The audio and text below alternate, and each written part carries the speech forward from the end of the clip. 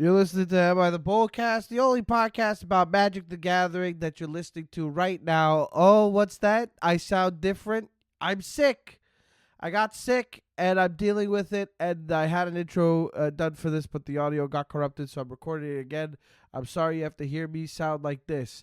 Anyway, we got sponsors to plug before we get into a really great episode, a really, really good time with my pal Olivia Gobert-Hicks, who you might know from Commander at Home and Elder Dragon Hijinks, and just all in all being an amazing presence in the Magic specifically Commander space. She's got lots to do with what's going on in the format. So please check out this episode. You're already starting it. Why am I asking you to check it out anymore? Just you're gonna love it. Skip ahead if you want to, because you don't have to hear me talk like this anymore. Anyway, we got sponsors. Cardsphere.com, steadfast sponsor of the podcast. The Bolcast says thank you so much. There's a referral link in the description. Avatar's coming out soon, and a lot of people are going to have cards that they're putting online for much cheaper than I think that they're supposed to be up there, but they just want to get them off your desk. And I'll tell you what, I'll take them on my desk, but also I'm cleaning out my desk. Try to clean out my desk so I can put stuff on cardsphere.com, trade it away as well. So make sure you get your cards here. It's Cardsphere, baby. Also, boneboxgames.com. You head over that way. Evan and Jesse say hi. Hey, guys, I hope you don't mind. I'm telling my audience that you say hi. So boneboxgames.com. Get yourself a beautiful deck box. Treat yourself to something nice. Bolcast is the discount code you enter at the end. You get yourself a little discount, a little something token of appreciation for yous. I get nasally, and that's what I start doing with my accent. What am I doing? All right, Bowbox Games, cardsphere.com. Shout out. Thanks for sponsoring, y'all. Also, I'm sick. I'm going to Japan soon in 2 weeks. There's going to be episodes that are preloaded, ready to drop. But then in December, I'm thinking, I kind of want to take a break. I'm going to take a little break. We're going to keep it a little quiet. And then there might be a mini hiatus over the holidays. But we'll be back in the new year. There's going to be more episodes. But for now, we got a banger. Get into it. Olivia Gobert-Hicks. You know her. You love her. Oh, God, I swore. I don't bleep. Ken's not editing this anymore. He edited the rest of the episode, told me my intro was corrupted, so I got to record another intro while I'm sick. So, Ken, we're doing an episode where I say the F word once. I did it. And I'm not going to bleep it. So, you're going to have to deal with that. Maybe cut me off. He's not even here. I'm just doing it until the music hits. That's basically what I'm going to do.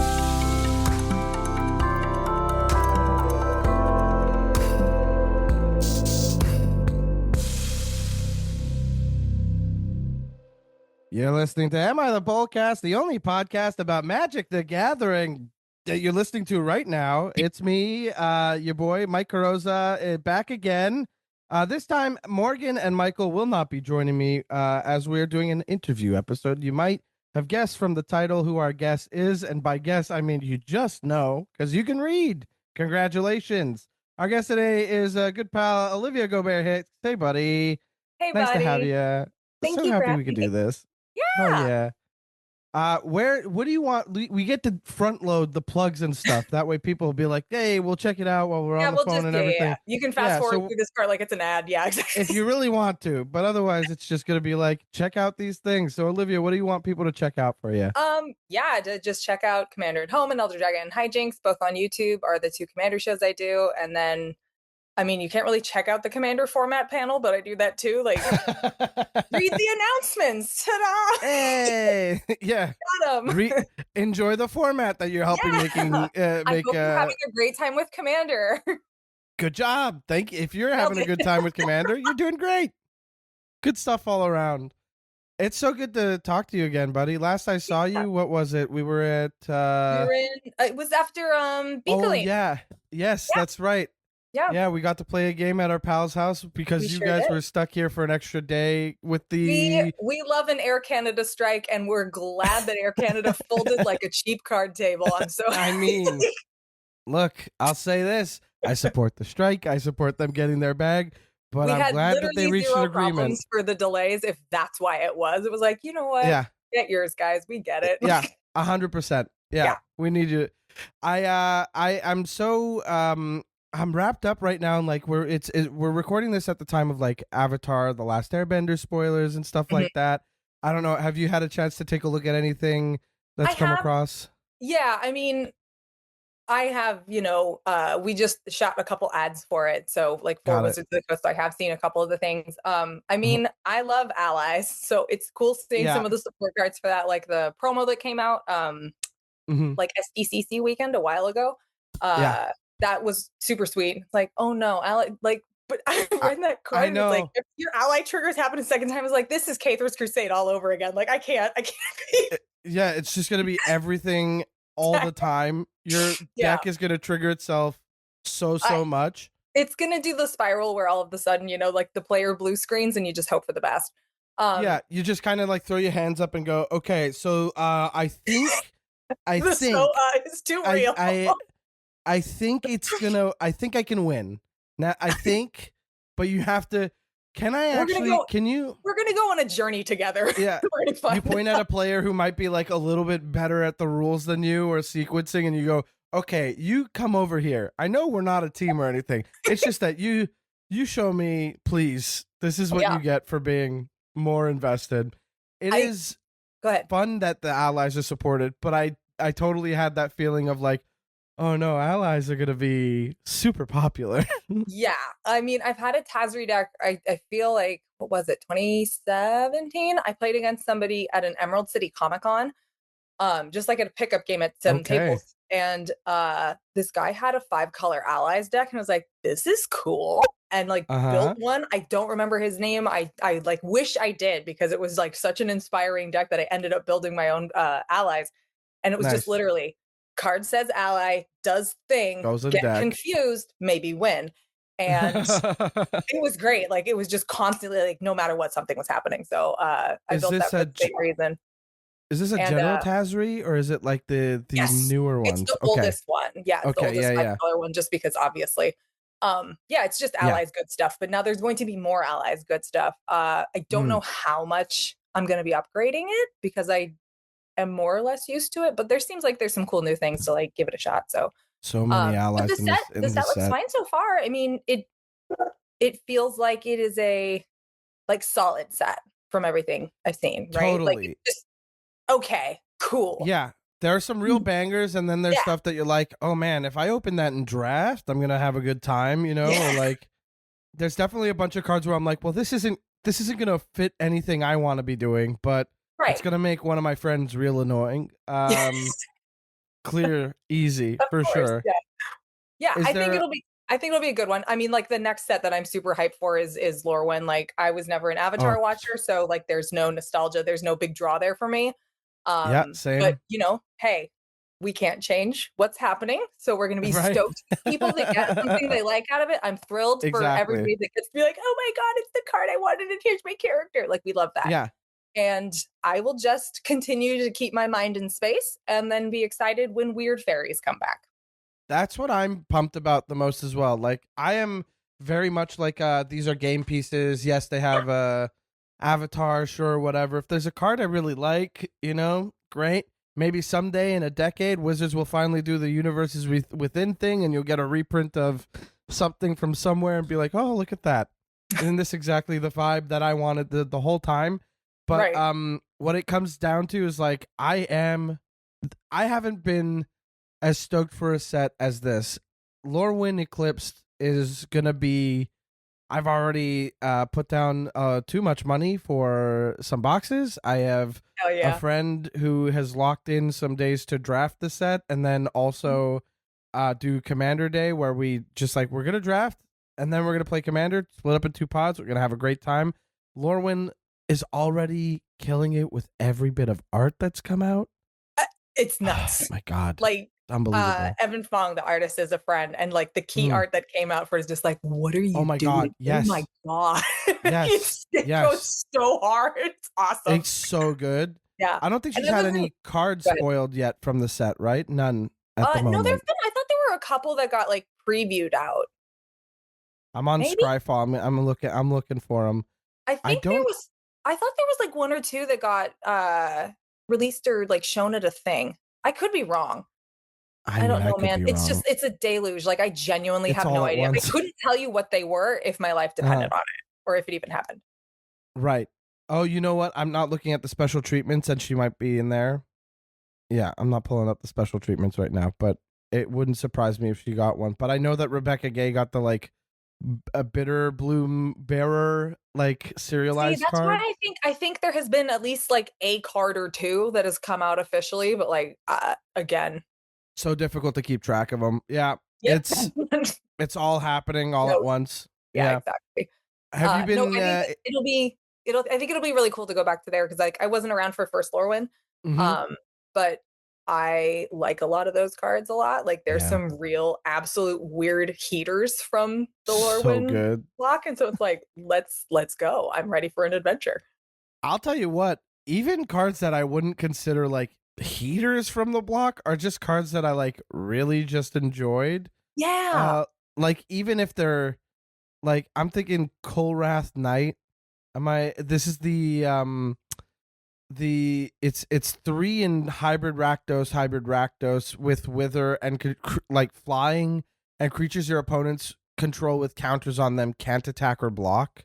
Ooh. And that's just like it's great. It's really good, and against the right deck, it'll just hurt somebody. But Yeah. if you look at this art, it looks like old school Spectre art, but it's like a little elemental guy on a bat, and you're like, this captures everything I that I was wanted actually from this. I wasn't not paying attention. I was just looking up a Oh card and yeah, wanted to make sure it was actually from the Lorwyn block. But there's I remember seeing just like yeah. looking at and needing this card, Fable of Wolf and Owl from Eventide. Oh yeah. It's so sweet. I've put it in decks and I've never been able to play it yet. It's just I like mean, I just want the more stuff like this. This is insane. I love it. It costs 6. yeah, I'm it's never gonna 6 be mana. Yeah. let's go. Some of my Fear and favorite drops, cards do guys. this. Play big dumb things in Commander. Thank It you. doesn't have to be over fast. It Thank really you. doesn't. It doesn't. Play big dumb stuff. There's no I rush. play I have a deck that's an Esper just nothing but bombs deck. It's ever changing Dane. And the idea is that I got a bunch of stuff that likes to die, but really my curve starts at 5 mana value. It is I'm looking at the Kamigawa dragons and like I guess 4 technically because I have like 3 creatures that fit Sure. at 4, but ultimately everything else is just it's just ramp from below, and then everything else is just things that want to die and are huge. Yeah. And I played a game actually last night with the deck for the first time in a while, and it is fun what can happen when you are playing cards that are supposed to be like hard to cast, and The end. you know, and you're reanimating them, or like I can hard cast a 7-drop at some point, and that's part of the fun. I can't believe I'm Exactly. getting here. I can't Yeah. believe nobody held up removal because they didn't think I'd be able to do it. It's just yeah, I was running the table on that one. Shout out, I know my buddy Ashley's listening, so sorry about that game, buddy, but I had a blast.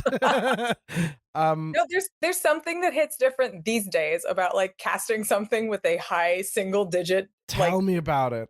just hard casting in a main phase. Like there's no cheats. Oh, Just like, yeah, I'm gonna tap 9 and play this. 100%. It's so I'm fun playing to it. see. You ever pull up at a table and somebody flips a commander and you're like, you're playing what? Like Damia Sona, Sage of Stone is like one of those that I'm like, if I see somebody playing that, I'm like, nah, I'm gonna protect you for the first couple turns. I think I Yeah. like if you can't handle your own, you've got an ally for like 5 turns. I think You I'll have at give you least that 5 minutes of staying on the board with me around. straight up. Who is it? Yeah. Yeah, like I had, did I take it apart? Maybe I took it apart. I had Mhm. I made a life gain deck that was Merkel, Lord of Bones. He's Yes. a 7-drop. He's in the command zone. 7-drop. Watch me. I don't care. Maybe I won't get him out because I didn't ramp hard enough. But you know what? I It's know. fine. We're gonna try. We're gonna try. I tried building him Oh, too. It's go ahead. bad. It's Yeah. I tried building him, but I was like, okay, the whole strategy revolves around him being out. Yes. No, hold Yep. hold on a second. Wait a second. That's bad for me. Because he does not stick around. And he once you get him out, it's turns probably 5 or 6. Yeah. You don't Yeah. get there Yep. easy. Yep. No, you don't. Um I forced it and I had a great time. I got to do one of my favorite things ever with it, and that okay. was the most degenerate combo. It was Isochron Scepter and Pull from Eternity. Uh, Jesus. so all the cards that you have that you know are dying and then you can Yes. exile, you bring them back as enchantments, and then you bring the creature back into your yard and bring them back after that. Hell So yeah. yeah, it was the I dumb, live for I'm going to that. gain a ton of life. And then what is it? Barrington Medic, turning that into an enchantment and just stacking it with Yes. -1 counters and it doesn't ever die It because doesn't it's an die. It's like, enchantment. Yeah. it's Devoted Druid again. Devoted Druid Yes. also does the same We thing, finally infinite figured green out how mana. to crack Oh, yeah. Devoted Yep. Glad we Got solved there. that puzzle. Wrap it up, Truly. guys. 2025. We finally figured it out. That's right. This was 2025, mind you. That's when we figured it out, not when it was printed. Don't worry about it. I also liked because you have a Bator deck, like God, I forget the Ancestor's Voice. Is that the one? Yes. The one The that is not the precon. toughness matters. Yeah. That's right. Yeah. And that one has been a fun one to tinker with lately. It's just there's so many cards that come out and it's such a fast clip that I'm like, ooh, Yeah. I want to build this. Oh, I want to build this. And I throw it up on my like online deck builder of choice, depending on how I feel. It's Moxfield or Archidect, depending on the day, you know? Yeah. And I'm just like, okay, let's see how I'm going with this one. And I just keep brewing stuff. But right now I'm on a kick with an experience counter build that's 5 colors with like the Eldrazi from the 5-color Eldrazi precon. Sure. The one that's the backup commander that cares about experience counters. Is it Ululak? No, the other one, Aslask. So it's like yeah, okay, it is Aslask. Okay, I was just looking at Ululak for some reason. Yeah, this one says whenever it or another colorless creature you control dies, you get an experience counter, and then you throw in a bunch of like spawn and scion makers, and then that goes up. But that's there's cool, actually, yeah. Right. I also like that like Kratos and Atreus and like the Secret Lair have experience counters. There's a couple of the Avatar cards with experience counters. I'm having fun with this. I'm enjoying I have no idea. No, fair. That's your reaction. You made a face, and I was like, I don't know what this is, and you went, I gotta trust you, buddy. I do. I genuinely do. Yeah. There was I think Ailey built a Kratos deck for Hijinks game that we shot not that long ago.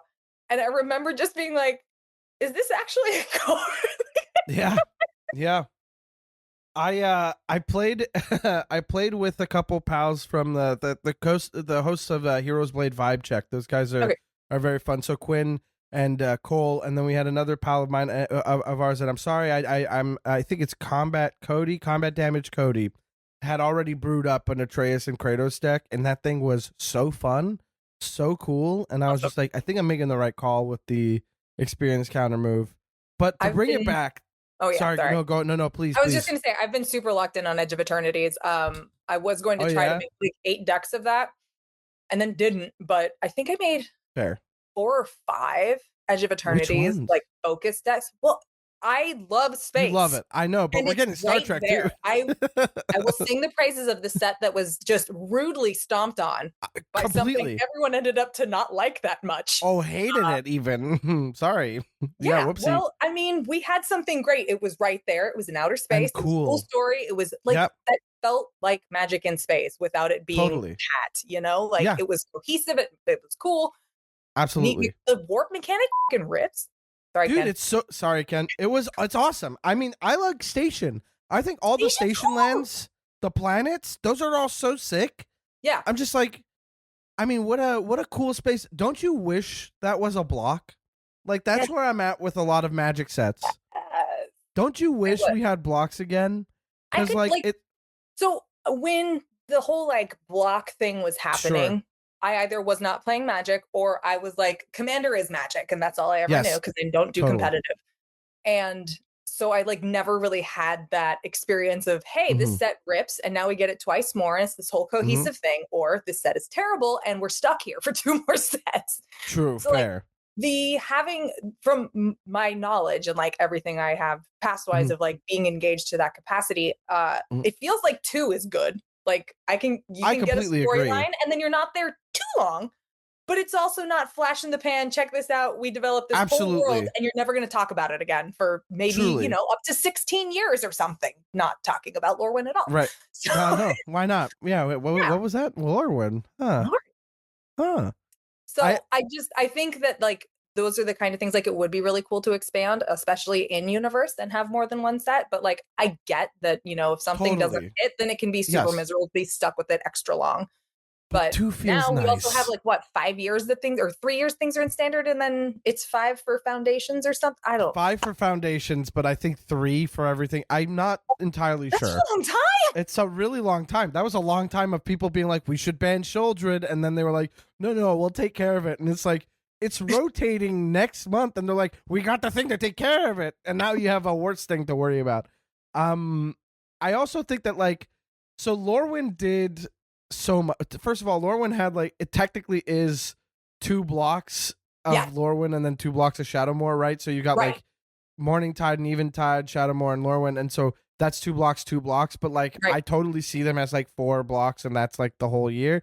But I do think that there's something to be said for like, you know, was Amonkhet and Hour of Devastation just those 2 blocks, or was there another thing? Was it, you know, that felt like that. I love that. I thought that was great because it allowed you to explore mechanics differently or like riff on the same mechanics in another way in the next set. I thought that it ended up making things matter. Like characters evolved, you know, we had Neheb the Worthy become Neheb the Eternal, huge. And I feel like that's something you lose out on stuff like Edge of Eternities. We had like 3 cards for Alpha Rael, I think, or like 2 cards for them, and Tanuk and like Tanuk Sammy. Sammy had 2. I think and Halia had 2 Vondam as well. had 2. Halia had 2. Like but, I mean, we're kind of like we got the character evolution in the same thing, which I get if we're only doing 1 step, but also feels like, oh well, damn. Yeah, because it kind of feels like, okay, well, I have the better version of this card because it's the mythic version of this character. And but you also don't get to see like how that changes. Like Alpha Rael, I think is an excellent example because like the Dimir version, the uncommon version, is like coming to terms with this new like the storyline is like, you know, the becoming a fallen, right? And so it's just like coming to terms with this devotion, this like religion, this cult essentially, like, and his sister and so on, and work just basically operating from that point of view of like still hope, and then ultimately the mono black version being like he is fallen, he is just done. Yeah, it's over, like just half your life total when it smacks you, like huge, right? Yeah, exactly. And that would be like, imagine you get to know this character in the story, you get to see the 1 card, and then another set hits, and it's like, what happens to all the people I care about? Right. Oh my god, this card is spoiled, and now I have to go read the story. Like, and it's so interesting too because there's still such like you know, swath of people that also don't care about the story, and these are game pieces, and it's just like, okay, card pretty, does rules matter, or do the rules text box matter, you know, like how do I interact with that? And it's like, I think it's cool that we can have all of those things. There are people that are like, I am focused on the gameplay, like everything else is extemporaneous, these are game pieces, this is how I use them, this is this. And there's other people that are like, yes, these are game pieces. Also, Discord, why are you making noise on me? There are people where it's like, these are game pieces, yes, and I will play with them, but they've created this world with it too. And it's something that not only do I get to play, but I get to kind of immerse myself in a story, become like part of it, take an active role in it, and like explore that space. That's it. The fact that we can get both and that there's the depth in the game to support that. Damn it, I'm gonna keep. Sorry, Ken. Do it. It's fine. Is really cool that like both of those things can fit together within this space. So yeah, I wish that there was like, it could be more story driven, and a lot of times, yes, I do. Do I understand people like, I don't care, card work good. Hell yeah. I only have the time to play the game and make the decks. I don't have time to get immersed in. That's fair. So fair, so valid. Like both are completely correct ways to interact. Can't be with mad this, at it. You know? Yeah, totally. Yeah. That's how I'm going to be interacting with Avatar. I don't have it. Like, I've watched a couple episodes. It's not for me. It's not my thing. Final Fantasy, never played a game, got really into the set, and that is working on me, right? It's like I went through like a bunch of videos to summarize the story of the games and, you know, watch some gameplay, and then Graham from Loading Ready Run did that long video. It was perfect. Hey, Graham, thank you so much. I don't know if he's listening. He's such a real one. It's truly, and I just think that like Universe Beyond is great and it's working. But man, I have not been so excited for a set in a long time as for Lorwyn Eclipsed, and I think that that's also Very cool and fun, but it's not to take away from the good that Universe Beyond has been able to do. I Yeah. do want to come back to Fable of Wolf and Owl because I had a friend of mine. I completely forgot that I had this. A friend of mine gifted me a foil copy that I will never play because A, Simic, B, not my thing. But I do love the card, and I think it's gonna go in my binder of like beautiful cards I own, or like, if somebody's really, oh, I'm looking for it, I'm like, well, guess lucky day for you. But the design of the card is so emblematic of a thing that we've talked about before that I love, and I know you do too, which is the idea of the phrasing of the card where it's on separate lines, and you got whenever you cast a spell that is green, or whenever a thing that does a thing and it's green or like blue, then you get both the effects if you play a green and blue spell. Such a big fan of when they did that on Ravnica. Such a big fan of when they do that, because they do it throughout all of Lorwyn, like, and Shadowmoor block. Like, they do it throughout, and I just because all love the it. Lieges are in that too, right? Yes, yeah, absolutely. That Yeah, was, the I Deathbringer remember Liege, Murktide. Yeah, Deathbringer Liege was one of the Murk first Fiend. cards I saw where I was like, Yeah, I oh, this know. does a lot. Like, there's a lot of text Oh, on yeah. here. This seems good. I was mad remember- I paid $11 for it. I was furious with myself. I did the same thing. I did it too, but that was like back when we look, not for nothing, when we were playing Commander, it had not been reprinted until 2021. Like, we've been playing Commander for a while. I got back into playing it in like 2013. Yeah. And so back in 2013, we're like 8 years away from a reprint or whatever. I'm sorry. It's going to be a little while, right? Yeah. So like this card in a format that didn't have so much support for it. Yeah. In I'm sorry, in black white, you get to play this like silly guy that's like looks disgusting, by the way, which is part of the appeal. Part of the appeal is how gross it looks. It gives your stuff an anthem. If you've got both colors, it's +2/+2. And then on top of it, okay, I'm gonna incidentally tap your stuff when I play like this white enchantment. And also, you attack me next turn and I play a black spell. Hey, it might as well be a Doomblade. I'll kill that guy, and then also this guy's gonna kill another guy. Don't worry about it. It's fine. So cool. Don't worry. It was so cool, and I just cool. That was one of the things where it was like, oh, there's so much space you can explore. Like this, because I know when I found Deathbringer, I had just finished like building. I say building because it was just like color picks matched, put in with Brosh. And I didn't know what food chain was, because people would always give me a hard time for playing Brosh. And they're like, are you running food chain? I was like, I don't know what that means. Yeah. Large creature. Yeah. Big guy, not combo. Yeah. No, all I know is I'm supposed to eat kobolds. Listen, I just made the colors match. I'm just putting cards on the table. But and I remember happy about it. Seeing Deathbringer Liege in another friend's deck and just being like, wait, what? What is that? This does so many things. This so is cool. incredible. And just being like, oh, there's all kinds of avenues you can start going. I think that's one of the things that like really made how building for and around a commander like click, was like, oh, there's ways to exploit and like actually, again, this was extremely early when I'm like going to trade school and I play Magic once on Thursday night every other week. And it was like, oh, okay, so all right, there's things we can do here. We can cook. Yeah. Oh, totally. And I keep hoping that like there's gonna be a throwback to the Liege cycle in Lorwyn Eclipse. Oh, that'd be so cool. However, the evoke elementals that they've spoiled so far suggest that might be what they're aiming at. Oh, so they have spoiled some. They've got Deceit and Emptiness, which are the Dimir and the Orzhov incarnation elementals. I am zooming to Scryfall so fast. Yeah, oh my god. Yeah. They are first of all, the art on these things is phenomenal. The thing is, there are cast triggers. Rekindle, oh my god. Oh yeah. I'm losing it. There's Sorry. so much. Everybody, we have turned into Lorwyn appreciation cast. That's been honestly every time I'm talking lately, it's been Lorwyn appreciation. We only have 16 cards spoiled.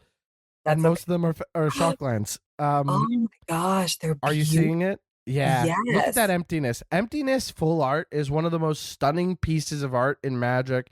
Jeff Miracola knocked it out of the park. He's so good. We love Jeff. Oh my god. Yeah. You gotta love Jeff. And then on top of it, the colors are phenomenal. Just so cool. I think that like I really hope that the Lieges get this kind of treatment on like a bonus sheet or Yeah. something. Oh, Wouldn't that God, be fun? so sick. That'd be so sick. Fingers are crossed. But yeah, this kind of design is so cool. You get like an evoke elemental element of it, like from the a throwback to the Modern Horizon evoke elementals, but these ones care about what kind of mana you pay for them. It's just phenomenal design. It's just so cool, and it tickles my brain in a way that I'm like, this is what I come to Magic for. This is what I want out of a game. Yeah. And I'm so thrilled with this set already. So yes, I'm talking about a mythic cycle, but like, shut up. You know what I mean? Like, I haven't You seen guys a were common getting yet. nice things. Let's just take them. I know. It's just so fun. This game has so much to offer. And again, coming back to what I was saying that we both really love, like I know that I have a commander that does this, but I'm not sure. Do you still have a commander that? Because mine is Lizolda the Blood Witch, my OG, my favorite, my most expensive deck that I do not take with me anywhere. Right. Yeah, and it's got its own like not even deck box, but it's like the Prof when Prof made his deck box. Yeah. It's got that's where it sits. It's in there in a deck box in that with all the dice that are color themed with a Rakdos die, its own spin down. I do not care. It is my most precious deck. Yeah. And she cares about what color the creature you sacrificed is. And that is one of my it combines one of my favorite design things, which is the colors matter. Yeah. And then of course Rakdos sacrifice. I'm an aristocrats guy, deep, full and through, no doubt. Yeah. I'm never going to change. I had a Teysa deck, the one that does care, like Scion of Orzhov. Yeah.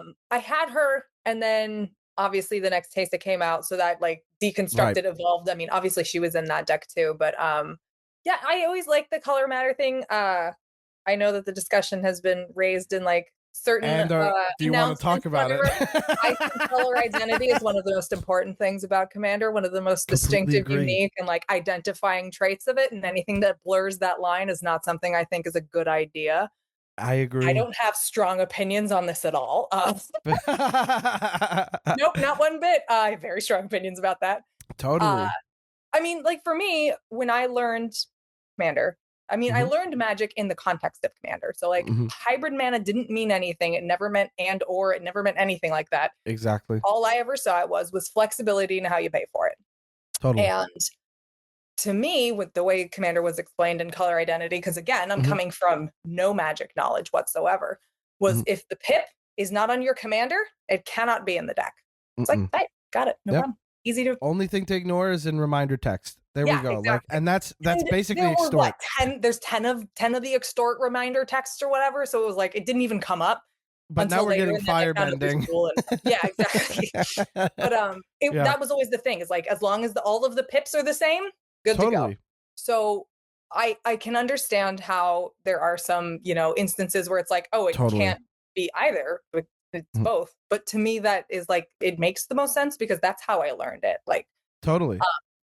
Yeah, I have really strong opinions on it. It's not so much because I think like people are wrong. Like I am a believer. Like if you want to put Kitchen Finks in your deck, do it. Just tell your friends, hey. Tell your friends. Run away and run Kitchen Finks. Bam, done. Cool, great. Have a backup plan for when someone says no. Have a swap ready. Propose it. I'm trying to remember a time I've said no and like meant completely. It. I know. I don't know. I can't think of one. Okay, like maybe I'm not buying in, but right. But that to me is like where the discussion goes. Exactly, right? I'm not right. That to me is where the discussion goes with the hybrid stuff is like, look, feel free to try it out. Yeah. If it ends up being like somehow super abused like in your deck and in a way that is like shady, then I'm not going to be stoked about it, but you won't catch me with those cards in my deck if it don't match. Like I think that like it's a worthwhile experiment where you're like, I have always wanted this to work with this, and instead of adjusting my commander like my color identity just so I can include this card, well then I get to just like have it in. That's convenient and fun, and try it out. I'm not going to be mad at it, you know. But I will say the color identity is the fun part of Commander. I think it is one of the most, like, again, I'm very biased for this format. Fair. Everybody knows that. I think it is one of the most like innovative and interesting ways to restrict deck building with this, because there are so many things that can go anywhere. Does Right. that bring up how colorless could potentially become a problem? Yes, absolutely. I understand Totally. that. That being said, I think sometimes, or not sometimes, like I think that being in a space where you have to make it work and you have to It's like so much more figure out how interesting. you can do the thing. You have to like come up with something that you wouldn't have Yeah. expected, or do something that maybe is counterintuitive to make something work, or to give you an effect that isn't normally found in these, or to Exactly. support the commander, build something synergistic around it. I feel like that is one of the things that is in a mass popularity thing easily lost, because a lot of people are coming into this, they go to get resources and information, and there are things that are, easy best ofs. I think it's another step in the depth of the game where it's like, okay, cool, I can do the powerful thing. What other things can I do? How else Thank can I you. interact with this game? Yes. Yes. And I think that having the identity be a restriction there is one of the things that will make you think and be like, oh, well, I can't use this, but how can I still do this effect? Is there another Right. way? Is there something I can look into? Or, Totally. like, I think that creativity, that kind of like investment mentally in it, can like not only help you become a better player, but just let you do something neat and provide a unique game experience. I mean, the point Yes. and one of the coolest things is having something different happen every time. Thank you. And Yes. coming through That's with why I don't like like things tutors. that That's another different thing. Okay. Different thing. objectively feel like, wow, card is solved, A plus B equals C, and draw a card all on there is like, okay, Okay. cool. You do it once and you're like, I Sure. did it. Now Yeah. what? And I so would I like think, to feel pride for the thing I've assembled. I think that's a exactly huge element. like your Teysa deck, which I have Yes. shamelessly copied because I Yeah, that's right. love it so much. Oh my god! The first time watching you play that was like, I need everything that this is in I my didn't life. even play it before you. You borrowed it while we were at the game That's shop. I right. brought decks, and you were like, "I'm bored of the one deck I brought. Can I borrow one?" And I was like, Yeah, that's "You're gonna right. And love this." you had a black white Teysa deck. I was like, well, I know what this is good doing, and that's just Exactly. basically what the hell is going Yeah, on here. it is a very fun deck, and I'm really proud Yeah, of it.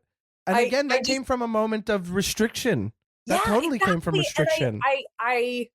I am worried that removing restrictions is going to promote a homogenization and a sameness that like takes away from the, intent of giving you something new every time, of Right. being able to try stuff. Like the part of the premise of this format hmm back when it was made was that this is a place where you don't have to use objectively best ofs. This is where you don't Yeah. have to use best in slot. This is hmm the space where you can kind of play around and be like, this card sucks. Check this out. Hell yeah. You're just, the premise was to be able to like pull back and relax. Like there's hmm so much that design has done that's not in this tournament. What if we checked that out? hmm That's exactly it.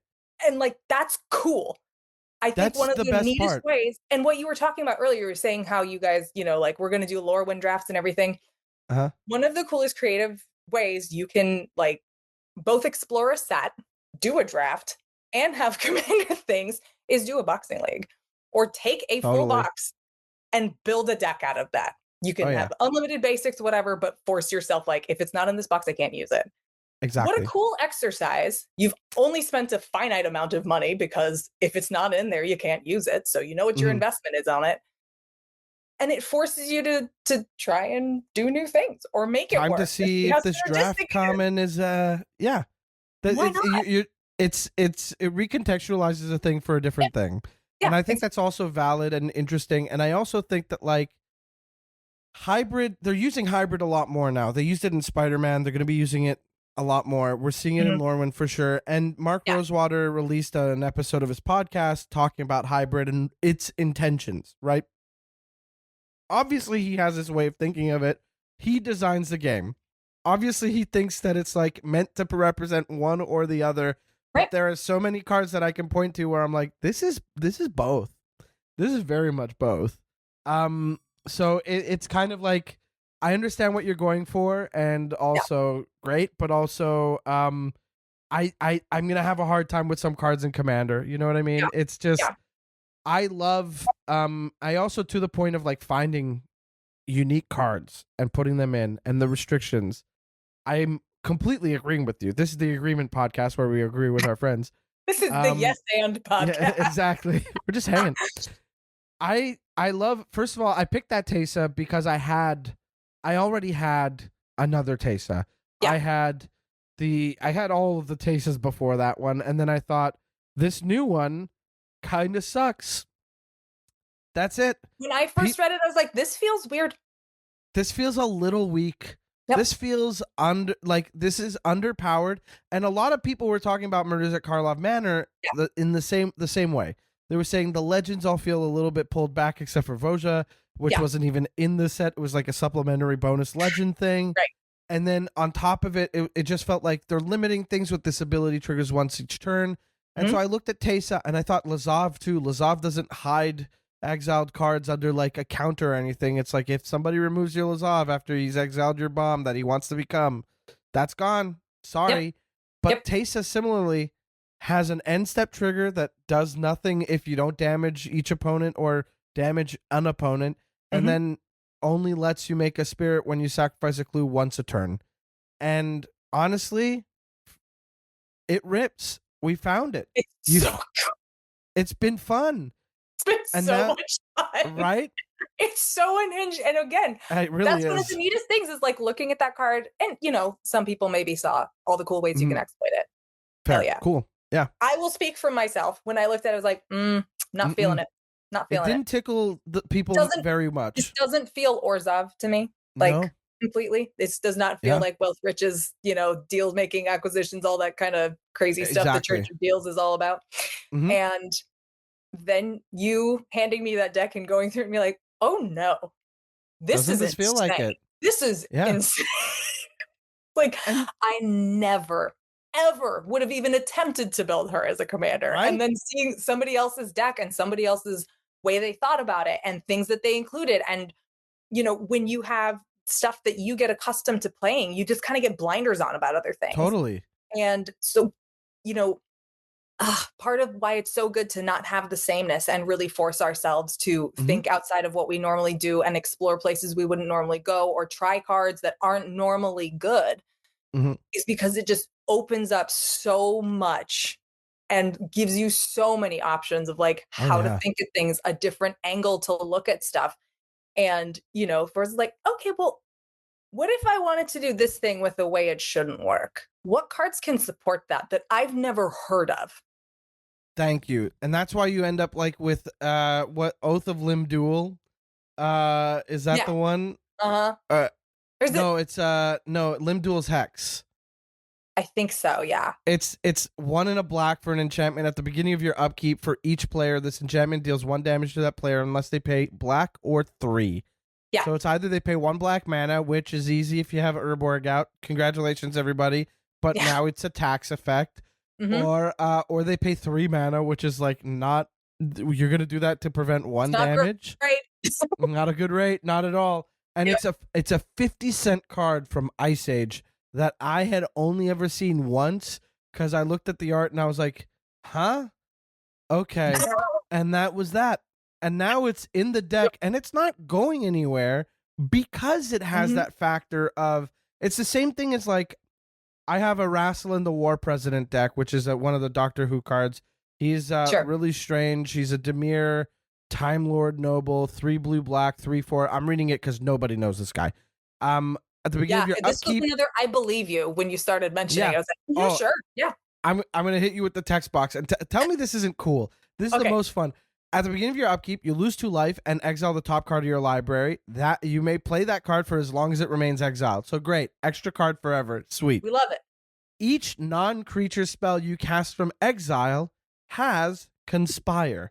Conspire as a mechanic requires colors, which means I'm not stuffing this deck with a ton of artifacts that have no colors. In fact, when a new colored artifact comes out, I'm looking at it like, does this work here, actually? Is this something that I can use?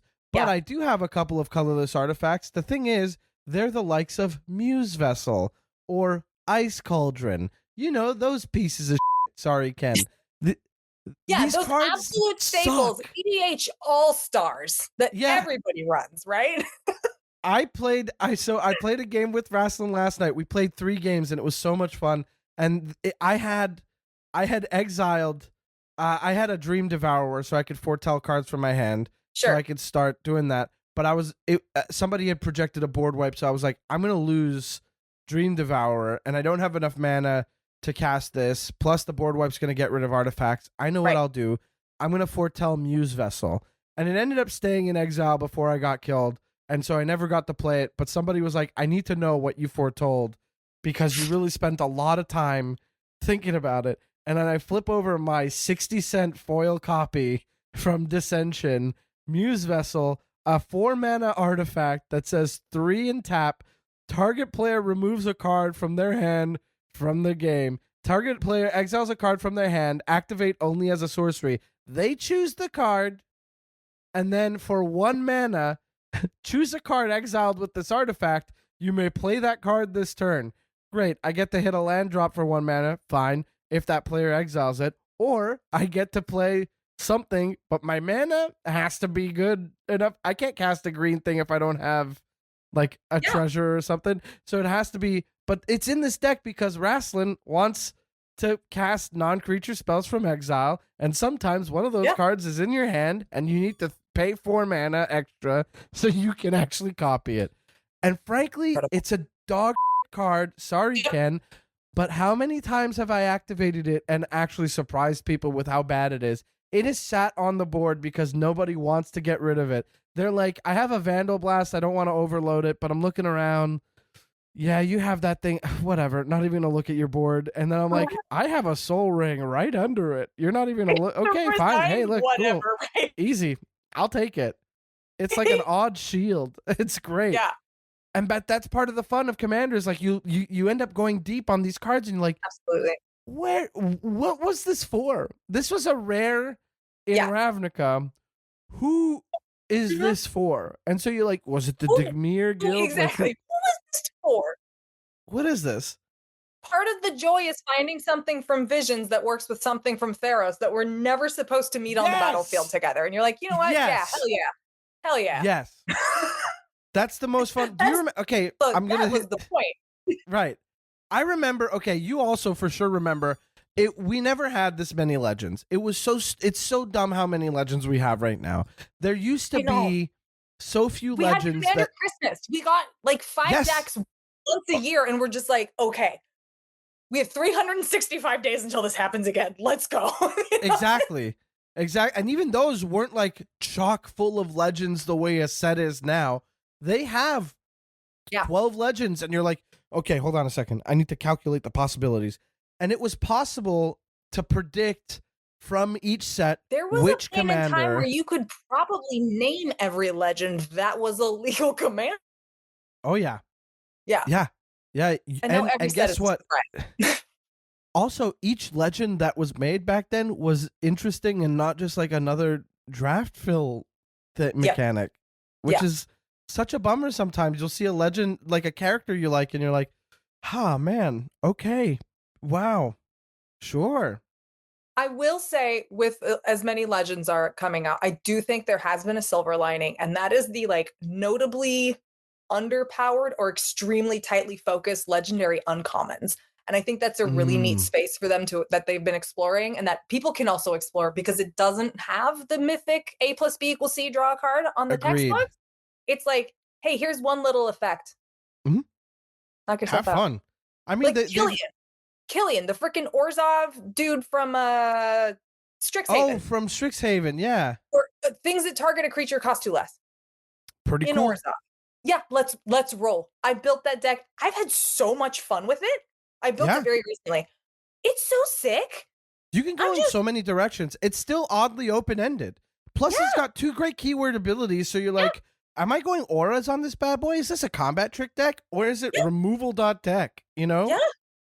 It's sick. Honestly, there's even a more recent example in terms of how powerful things have gotten. Tanuk, Memorial Ensign. He is the Gruul one. Yeah. Landfall, whenever a land enters, you deal 1 damage to each opponent. If it's a second time, you draw a card. Great. So I'll have 4 lands enter. You're each going to take 4. I'll draw 1 card. Pretty sick. Pretty like, it's still, it's like powerful.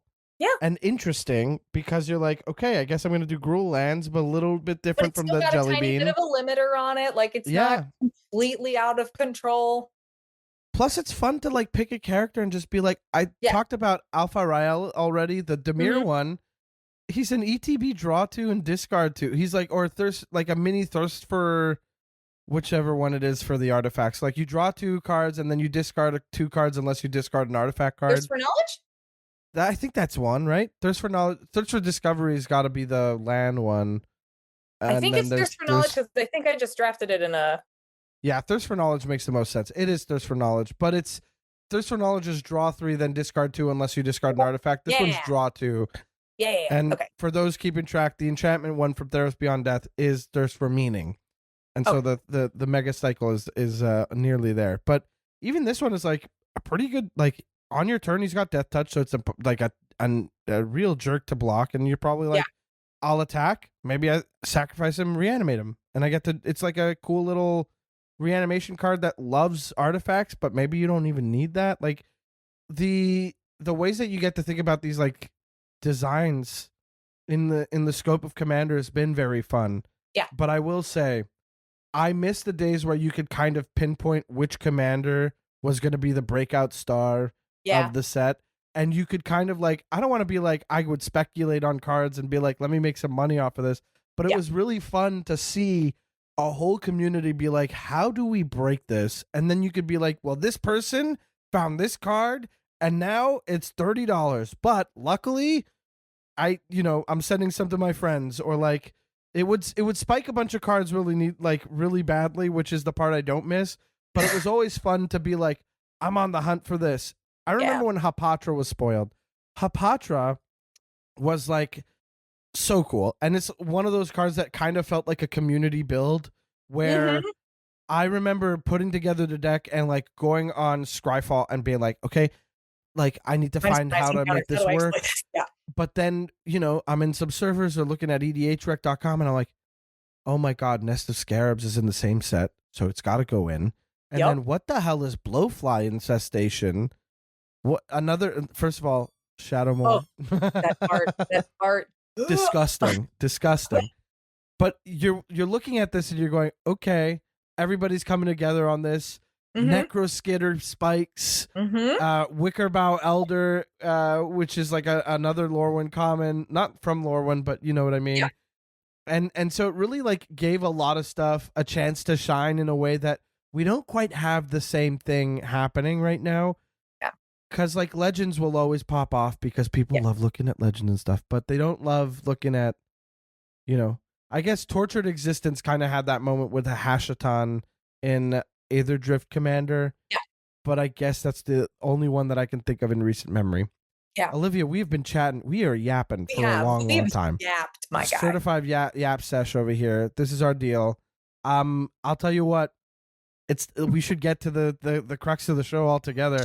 Do you have a pet peeve or a story for us today where you might think you might be the bolus? I mean, okay, so the one story I have is a extremely targeted, like I think one person was the one who actually thought I was the bolus in that moment, and it's a noted bolus fan. I was playing in a Channel Fireball like commander thing during the pandemic or whatever, and I built a Atraxa deck, my Atraxa Enchantress, where I would come out and be like, guys, it's not that one.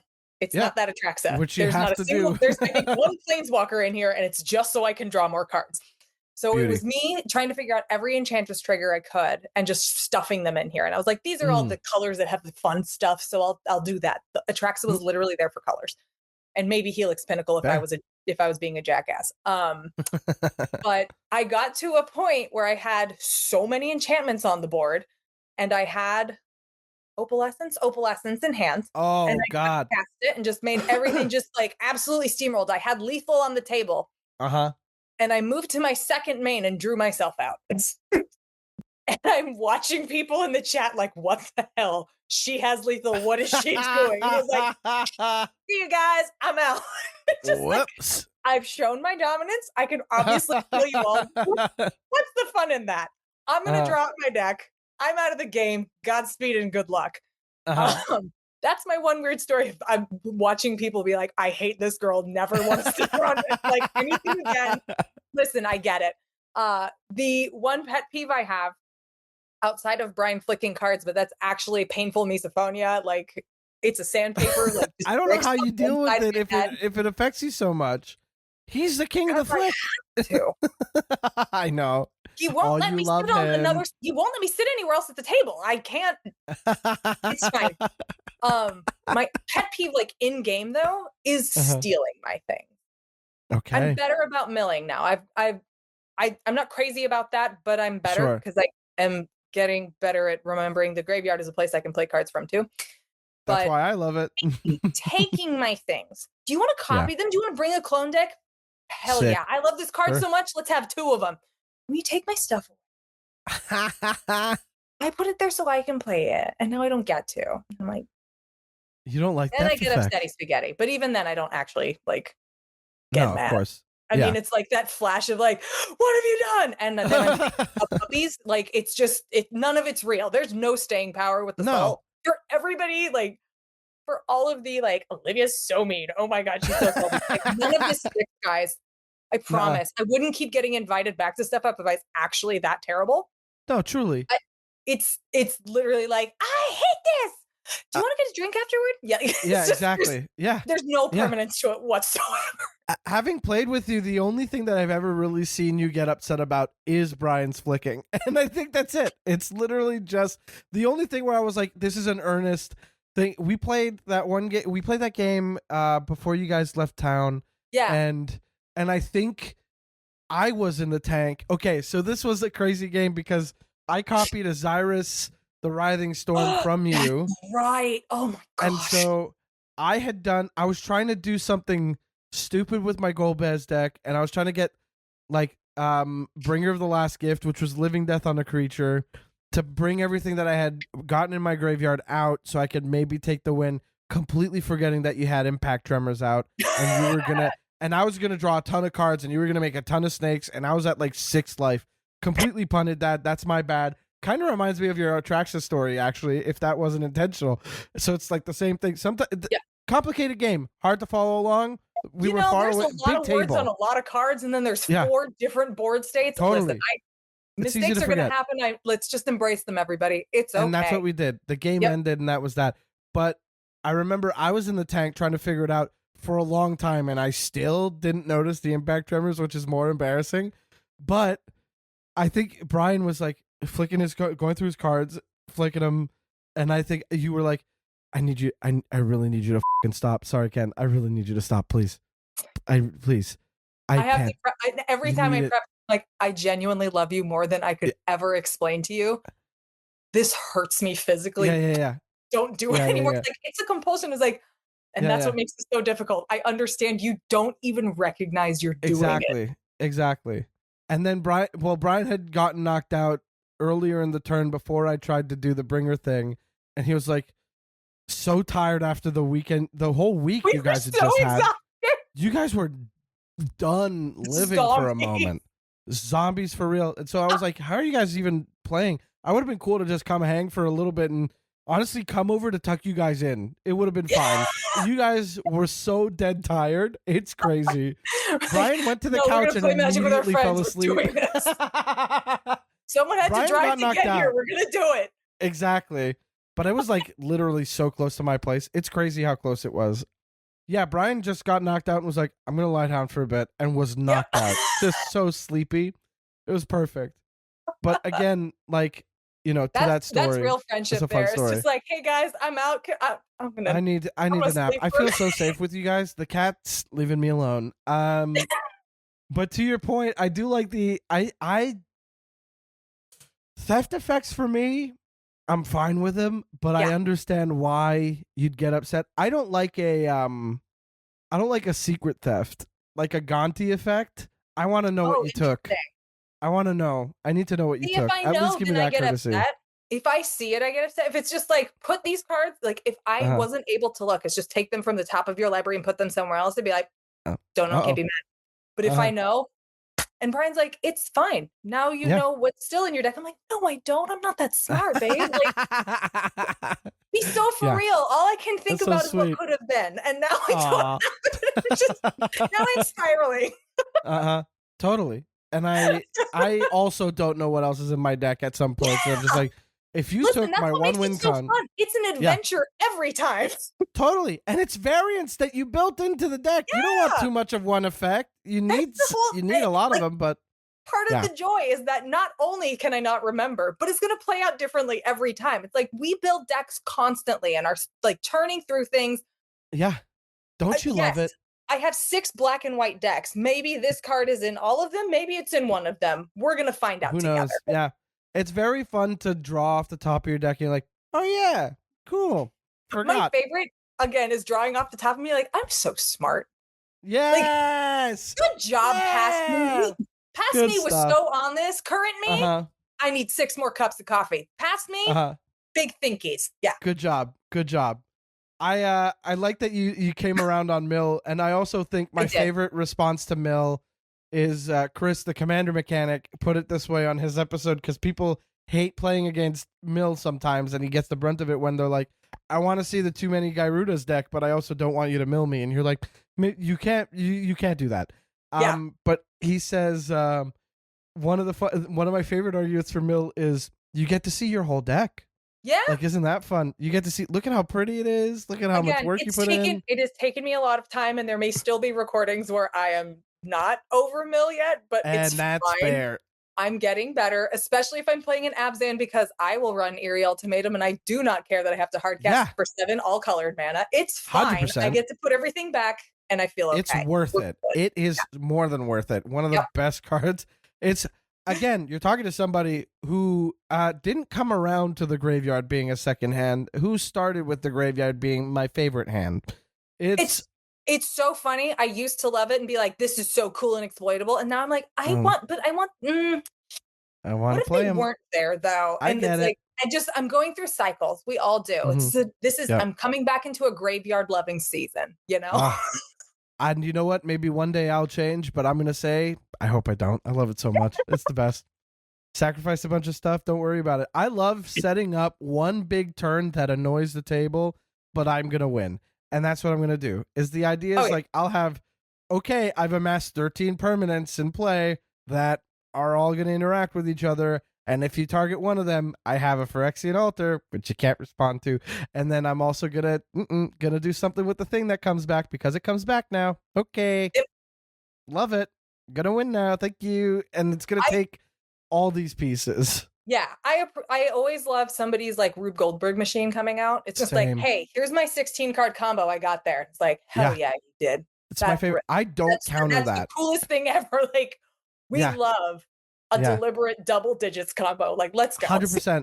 Also, when that combo involves someone else's card, whether it's on their board or stolen, I'm about it. So personally, like, I like running disruption, but not really counter magic. Like, I think it's more fun to be like, you got the thing, now we deal with it, rather than hell no. You know what I mean? I think that's my mindset too, and it took me a long time to be able to like articulate that correctly. I mean, definitely further it has in the hurt past, me, sure. Yeah, further in the past, it was very much a like, you know, jovial game that I didn't think too much about, and now I think too much about. So that's your job. Yeah, I mean, basically, right? Like, I couldn't be more grateful, frankly. And absolutely.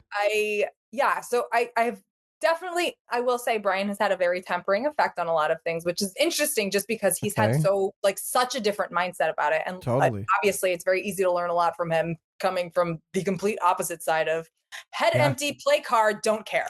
So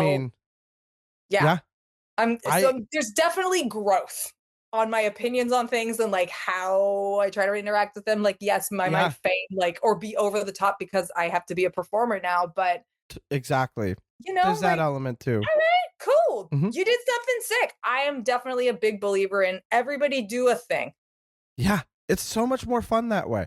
It is just everybody gets their cup filled, and you get to see it too. You're part of the fun. When everybody kind of gets to have their moment, it's so fun to watch somebody emerge as the arch enemy, and then we all take care of it, and then it's like, but wait a second, now it's you. You know, it's so much fun.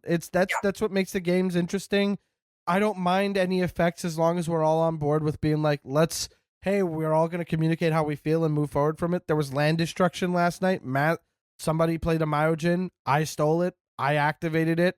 I destroyed all lands so somebody couldn't play a board wipe. I had to. It was it was that or lose, and I still lost, you know? Yeah. Those are the best. You just are like, wait, I can save. I took a big swing. I tried. Huge swing. Completely forgot that this guy had a bunch of treasures and could still do something. Whoops. Sorry about that. You put your treasures where you put your commander. That was my bad, guys. That was me. Sorry. Hey, look, it's Impact Tremors all over again. It is fascinating playing with Brian though, because he's got his eyes on literally everything. I was so intimidated to play against him the first time because I think I knew that you and I will play. We'll shoot from the hip no matter what. But then watching Brian, you'll play a card and he'll be like, okay, so trigger, and then you go to combat and you start being like, I'm gonna swing here, and you'll be like, you have to pay this because if you swing over here, you have to pay this, and then also this guy's like, okay, well, I'm not paying attention as much as I thought I was. Well, it's funny, it's like, again, because, you know, as someone who came in very late on Magic, all things considered, seeing someone who has literally been part of it and it has been a fabric of his existence, like it is integral to who he is as a person for 30 plus years. Just the ability to parse everything and have the presence of mind to just be able to track all of this when, you know, I'm in 17 places at once. And I'm definitely one of those people that, like, it's not like a full checkout. It's like, I know I can't interact with everything right now. Like, my hand is full, mana's empty. I believe you. Like, there's nothing I can do to stop you. Knock yourself out. Yeah. So his ability to just like laser focus and have the exact like board state that's going on everywhere. And again, he makes mistakes too. We all do. Who cares? Fair. Yeah. Just the ability to track is so wild to see consistently, like day in, day out. I know he had to, because that was part of the competition, right? Like, you have to be in that mind space. You have to be able to like keep tabs on everything, and just to expand it in that way is already super impressive. But I know playing with him is sometimes like, he's got. Should I just sit on the other side of the table? Do you want to just play two here? Yeah, right. He has a great ability that I think that is like underrated right now, because a lot of cards get ignored for a second mode or something. A lot of cards have so much printed on them that you're like, this is why I play the card, completely forget about this other thing. And then like that'll come up on a card that doesn't belong to him, one that none of us have seen, and he'll be like, this card actually prevents that because we forgot that this is also here, and this is also like a card that he picked up and read for the first time and goes, got it, and that's it. You're like, that was quick. His mind is a steel trap, and it's insane. It's unbelievable. It's someone loves her fiance. It's fun. I know, isn't he the best? Oh my God. No, but I really do. Like, genuinely, it's sweet. So I've seen you guys. It's cool. Unbelievable. I know, and he sees you the same way. It's beautiful. I'm really happy for you guys. We've been talking for so long, and also I don't want to stop, but I know you've got to get somewhere. So let's call it. Tell everybody. Give parting words from Olivia Gobert-Hicks. What do you got to say? From me, be nice and have fun. It's okay. Thank you. It's a game, and we're just like, the point is for us to go on a shared experience together and all enjoy it. And sometimes communicating is hard, and sometimes, you know, things just happen, but like we get to play a game and hang out with people, and that's cool and nice, and we should just keep it cool and nice. Yeah, absolutely. And that does it for another episode of Am I the Bolcast? Shout out to you, Olivia. You're still here while I'm doing this outro thing. It's very sweet. You can find us at Am I the Bolcast on Blue Sky. I'm at Mike Carrozza, MikeCarrozza on all platforms. Check out my album Cherubic. It's my stand-up comedy album. It just turned 5. Isn't that crazy? It feels stupid, but that's true. And then also Morgan is at Indigo Gentleman, and you can check out gamesfreaksa.info for Michael Solani's everything Games Freak SA. His videos are great.